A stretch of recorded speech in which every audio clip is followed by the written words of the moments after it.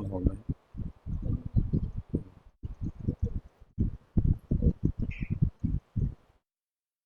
प्यारे बच्चों, आप सभी को नमस्कार। आज फिर आपका हमारी क्लास के अंदर स्वागत है। और आप लोगों के पोल साइंस के जो इंटरव्यू हैं वो जल्द ही स्टार्ट होने वाले हैं।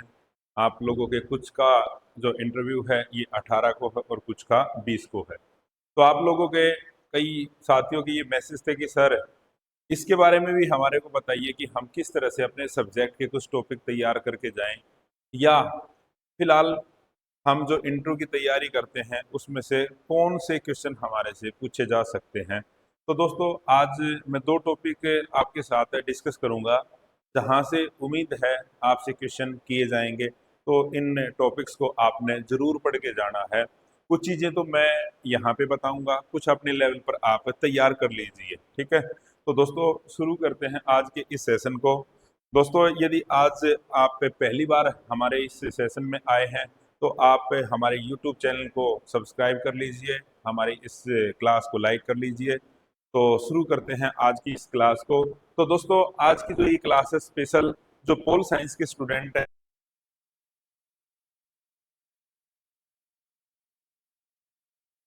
मैं आज यहाँ पर दो टॉपिक डिस्कस करने वाला हूँ। एक तो टॉपिक रहेगा हमारा one nation and one election, UCC. तो दोस्तों इन टॉपिक्स को आपने तैयार करके जाना है, यहाँ से आपसे क्वेश्चन जरूर किया जाएगा। तो दोस्तों जैसे जब भी चुनाव आता है तो खबरों में ये रहता है कि वह चुनाव के अंदर इतना खर्च होगा, सरकार का इतना 1000 करोड़ रुपए ये सरकार का इलेक्शन पर खर्च होने वाला है, इतने व्यक्ति इस चुनाव के अंदर इसमें चुनाव को संपन्न कराने में लगेंगे, इतनी फोर्सेस इसमें काम करेंगी। तो इस तरह से दोस्तों जब चुनाव आता है तो लगभग 2-3 महीने चाहे कोई भी विभाग हो उसके कर्मचारी इसमें लग जाते हैं। और इस इलेक्शन को कंप्लीट जो कराने की जो जिम्मेदारी होती है वो सरकारी कर्मचारियों की भी होती है, और सरकार के पर भी ये बड़ा दबाव होता है कि इस इलेक्शन को, और इलेक्शन कमीशन पर भी बड़ा दबाव होता है कि इस इलेक्शन को अच्छी तरह से वो संपन्न कराएं। तो इसी तरह से बीच में एक बात निकल कर आती है कि हमारे देश के अंदर लोकसभा और विधानसभा के जो चुनाव होते हैं वो उनके लिए अलग अलग मतदान किए होता है। विधानसभा का मतदान अलग होगा, उसके लिए समय अलग होता है। लोकसभा के जो चुनाव होते हैं उनके लिए समय अलग होता है। इस तरह से हमारे देश के अंदर केंद्र सरकार चुनने के लिए हम लोकसभा और राज्य सरकारें चुनने के लिए विधानसभा के चुनाव संपन्न होते हैं हमारे देश के अंदर। तो इन दोनों को संपन्न कराने की जो जिम्मेदारी होती है वो इलेक्शन कमीशन ऑफ इंडिया की होती है। तो दोस्तों अब बात आती है, यदि ऐसा हो जाए, कैसा कि ये दोनों जो इलेक्शन हैं ये एक ही समय पर हो जाए, एक ही दौरान जब मशीनरी का प्रयोग करके एक बार ही कर्मचारी इन दोनों इलेक्शन को करवा दें तो हमारे देश का बहुत सारा पैसा भी बचेगा, समय भी बचेगा। तो दोस्तों ये बात बहुत लंबे समय से चली आ रही है कि one nation and one election, यानी एक देश और एक ही इलेक्शन ये कराए जाए। तो इस टॉपिक को आपने तैयार करके जाना है। एक राष्ट्र एक चुनाव का विचार क्या होना चाहिए? मैं तो अगर कहूंगा बिल्कुल होना चाहिए, क्योंकि दोस्तों इससे बहुत सारी चीजें, पैसा भी बचेगा और बहुत सारी चीजें सिस्टम में आ जाएंगी अगर इस तरह से हो जाए तो। एक राष्ट्र यानी एक चुनाव का विचार एक ऐसा प्रस्ताव है जिसमें पूरे देश में लोकसभा और राज्य विधानसभा का चुनाव एक साथ कराए जाने की बात की जाती है। अगर आपसे यहाँ पर इंटरव्यू में क्वेश्चन आ जाए कि ये वन नेशन वन इलेक्शन वाला जो कंसेप्ट है ये किस पर इम्प्लीमेंट किया जा सकता है, तो आप वहां पर जवाब दोगे कि हमारे देश के अंदर लोकसभा के चुनाव होते हैं वो अलग होते हैं केंद्र सरकार को चुनने के लिए, और राज्यों के अंदर राज्य सरकार चुनने के लिए राज्य विधानसभा के चुनाव होते हैं। तो ये वन नेशन वन इलेक्शन का कंसेप्ट है, यही है कि लोकसभा और राज्य विधानसभा का चुनाव एक साथ हो जाए। इसका उद्देश्य समय, पैसा और संसाधनों की बचत करना है। ये बिल्कुल ठीक है दोस्तों। एक ही उसमें दो इलेक्शन हो जाए, डबल करते हैं इसके अंदर समस्याएं कौन कौन सी होंगी अगर ये जो हम नहीं करा पा रहे तो, ठीक है, और इससे क्या चीजें आसान हो जाएंगी, तो ये चीजें हम डिस्कस करेंगे।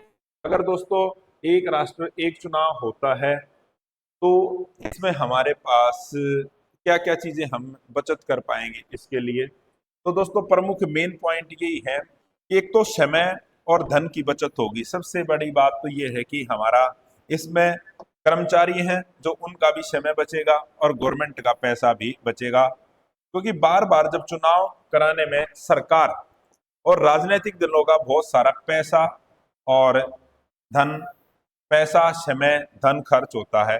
एक साथ चुनाव करने से इस खर्च को कम किया जा सकता है।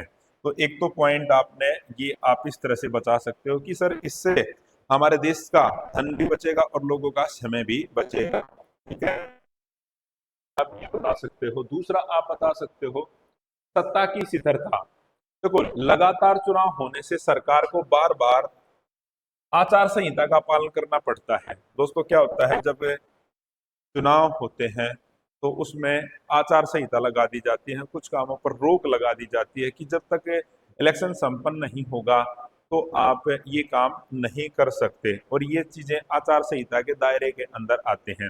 इससे क्या होता है जो सरकारों का कार्य है, जो सरकार विभागों का कार्य है, वो भी प्रभावित होता है। यदि एक बार ये चुनाव संपन्न हो जाए तो आगे चलकर सारी चीजें स्मूथली चलेगी। लेकिन हमारे यहाँ पर कई बार तो विधानसभा का चुनाव आ गया, फिर लोकसभा का चुनाव आ गया, तो इसके कारण बार बार आचार संहिता लगती रहती है, जिससे क्या होता है तो देश के विकास कार्य काफी प्रभावित होते हैं।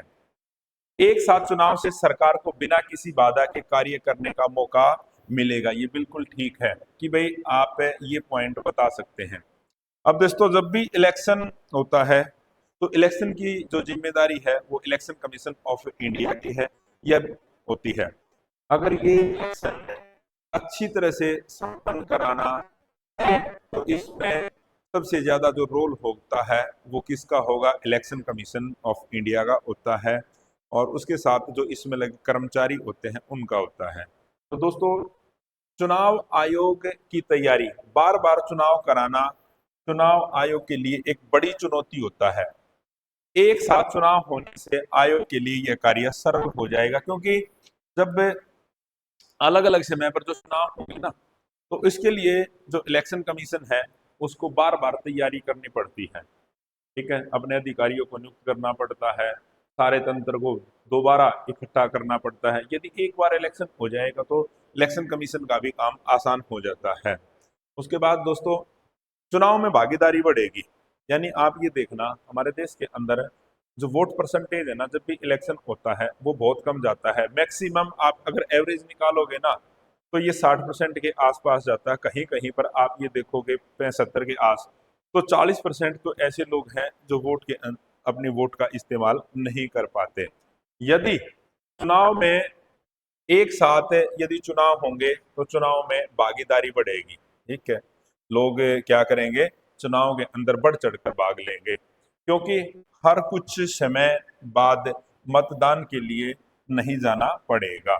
ये भी दोस्तों जो क्रम दोस्तों कोई बिजनेसमैन है या कोई और काम करता है वो कई बार इसलिए अवॉइड हो जाते हैं, कर देते हैं कि मेरे को अपना काम छोड़ना पड़ेगा, ये करना पड़ेगा। यदि एक बार चुनाव होता है तो उसके लिए समय निकाल सकते हैं, तो और समय निकालेंगे तो इससे क्या है वोट परसेंटेज बढ़ेगा, और जब वोट परसेंटेज बढ़ता है तो दोस्तों अच्छी सरकार चुनने का की संभावना होती है, क्योंकि लोकतंत्र में ज्यादा लोगों की भागीदारी होगी। तो ये पॉइंट दोस्तों मैंने बताए हैं। अब ये काम इतना आसान नहीं है कि एक साथ ये दोनों इलेक्शन करा दिए जाएं। इसके सामने कुछ चुनौतियां हैं, कुछ प्रॉब्लम है। वो चुनौतियां कौन कौन सी हैं अगर आपसे ये पूछा जाए, इंटरव्यू में आपसे क्वेश्चन पूछ लिया जाए वन नेशन वन इलेक्शन में क्या चुनौतियां हैं हमारे सामने, तो चुनौतियां आप क्या बताओगे कि संवैधानिक संशोधन की आवश्यकता है। क्योंकि दोस्तों अगर इस तरह का हमने प्रस्ताव लेके आना है तो हमने अपने संविधान के अंदर अमेंडमेंट करने पड़ेंगे, चुनाव में कुछ संशोधन करने, तो चुनाव एक साथ कराने के लिए हमने अपने संविधान में संशोधन करना पड़ेगा। एक साथ चुनाव कराने के लिए संविधान में संशोधन की आवश्यकता होगी। क्योंकि वर्तमान व्यवस्था में लोकसभा और विधानसभा के कार्यकाल में अंतर होता है। ठीक है दोस्तों, जैसे आप ये देखना, अब तो लोकसभा का भी कार्यकाल 5 वर्ष है और विधानसभा का भी कार्यकाल 5 वर्ष है, लेकिन पहले जो जे के अंदर विधानसभा थी उसका कार्यकाल 6 साल होता था।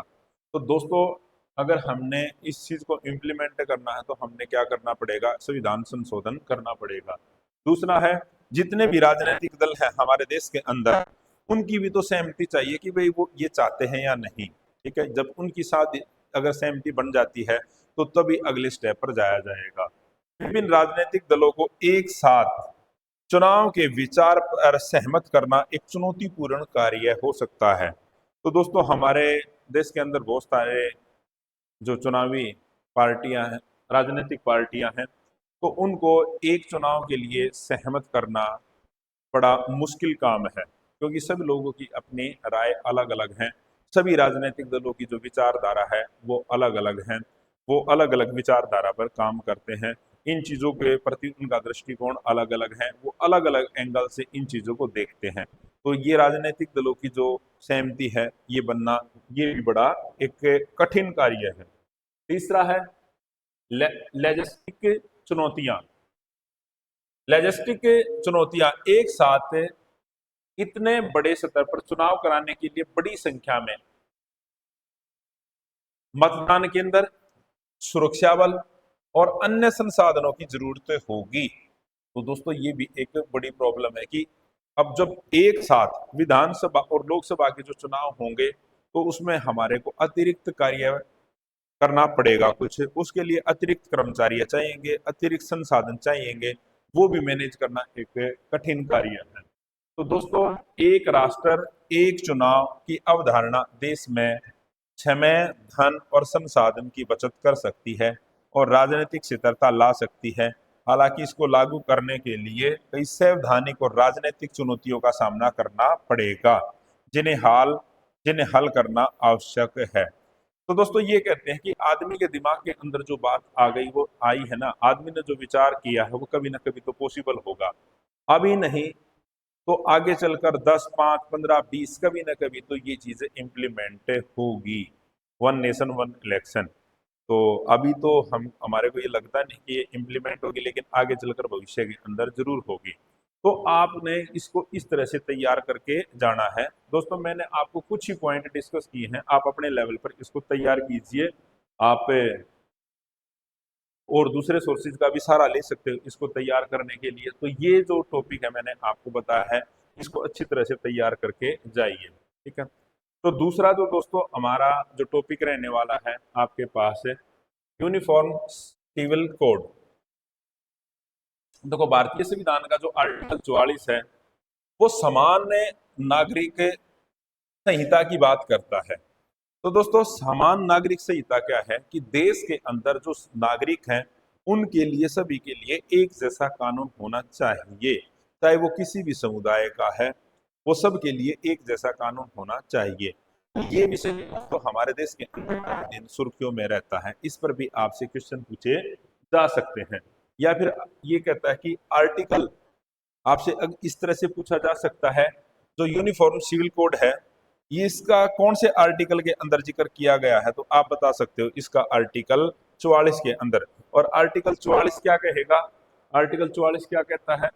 तो दोस्तों, आपने अगर इंटरव्यू की बेहतर ढंग से और तैयारी करनी है तो ये गूगल प्ले स्टोर से आप हमारी ऐप एडू चाणक्य डाउनलोड कर सकते हो और आप हमसे ऑनलाइन और ऑफलाइन किसी भी मोड में हमसे जुड़ सकते हो। तो दोस्तों, अब जो हमने बात की थी, राज्य भारत के पूरे क्षेत्र में नागरिकों के लिए एक समान नागरिक संहिता को सुरक्षित करने का प्रयास करेगा। समान नागरिक संहिता का उद्देश्य, समान नागरिक संहिता का मतलब है कि सभी नागरिकों के लिए विवाह, तलाक, संपत्ति, उत्तराधिकार और गोद लेने जैसे जो व्यक्तिगत मामलों में है उनमें एक समान से कानून लागू हो। तो दोस्तों, आप देखो, हमारे देश में कुछ चीजें ऐसी हैं, कुछ कानून ऐसे हैं भाई किसी ने किसी का मर्डर कर दिया तो उसमें जो सजा सभी के लिए एक जैसी, चाहे हिंदू है, मुस्लिम है, सिख है, ईसाई है, गरीब है, अमीर है, सबके लिए एक जैसी है। लेकिन हमारे देश के अंदर कुछ मामले ऐसे हैं जिनमें अलग अलग व्यक्तियों के लिए अलग अलग कानून है। जैसे हमारा हिंदू मैरिज एक्ट अलग है, उसमें विवाह के लिए कानून अलग चीजें बताई गई है। यहाँ पर तलाक का जो प्रोसेस है वो अलग है, और जो मुस्लिम है उनके अंदर तलाक का जो प्रोसेस अलग है, जो ईसाई है उनके अंदर अलग है।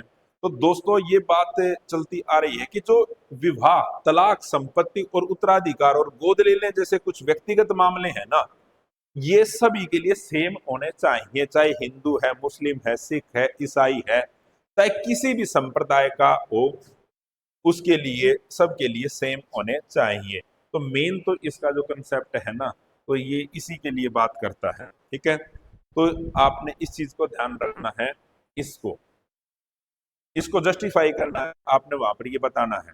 अगर आपसे ये पूछ लिया जाए यूनिफॉर्म सिविल कोड के बारे में आप क्या कहना चाहोगे, या इसके बारे में आप क्या जानते हो, तो ये चीज आप वहां पर बताओगे। उसके बाद आगे चलिए दोस्तों, देखो वर्तमान, अगर आप ये आ जाए आपसे कि वर्तमान भारत में स्थिति क्या है, आप ये देखो दोस्तों, भारत में विभिन्न धर्मों के लोग रहते हैं। यहाँ पर हिंदू भी है, मुस्लिम भी है, सिख भी है, ईसाई भी है, और सभी के लिए अलग अलग व्यक्तिगत कानून, पर्सनल लॉज हैं। जैसे हिंदू कानून, मुस्लिम कानून, ईसाई कानून आदि। जैसे जिसकी बात मैंने अभी पीछे की थी ना, यानी अलग अलग धर्मों के लिए कुछ मुद्दे ऐसे हैं, उनके लिए कानून में अलग अलग हैं। अनुच्छेद 44 को लागू करना अभी तक अनिवार्य नहीं किया गया है। यह संविधान के नीति निर्देशक तत्वों का हिस्सा है, जो न्यायालयों के लिए बाध्यकारी नहीं होते, बल्कि सरकार को इसे लागू करने के लिए मार्गदर्शन प्रदान करते हैं।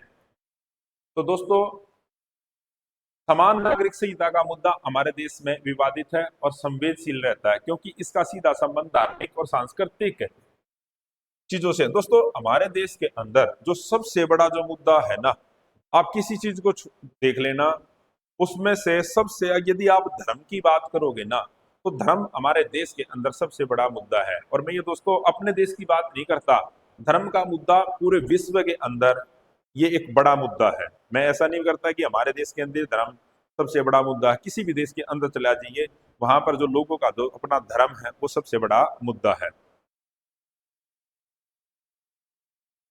निष्कर्ष, समान नागरिक संहिता का उद्देश्य भारत में सभी नागरिकों के लिए एक समान कानून लागू करना है, ताकि सभी नागरिकों के लिए न्याय समानता सुनिश्चित की जा सके। हालांकि इसे लागू करने के लिए समाज में विभिन्न राय हैं और चर्चाएं हैं। यह आज भी राजनीतिक और सामाजिक बहस का एक प्रमुख मुद्दा है।